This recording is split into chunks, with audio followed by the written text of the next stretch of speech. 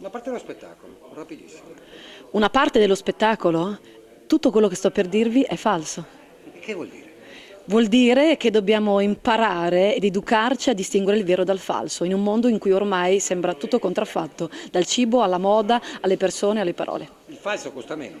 Il falso costa meno, ma ci costa molto di più in termini di economia, di immagine e di cuore e di vita. E dietro c'è anche tutto un giro di malaffare. E dietro ci sono 50 clan che gestiscono la contraffazione e il 20% del fatturato dei clan che deriva dalla gestione della contraffazione. E questo racconta nello suo spettacolo come è fatto?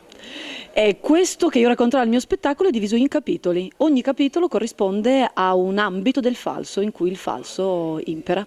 Ma lei il falso l'ha mai comprato? È tutto in regola quello che Sono tutta autentica, l'importante è non inseguire qualcosa che non si può avere, ma quello che si può avere ed essere autentici per quello che si è. Ai consumatori che si deve dire? Comprate, informatevi, l'acquisto consapevole è la nuova frontiera della partecipazione politica. E anche questo per quanto riguarda tutti i generi alimentari?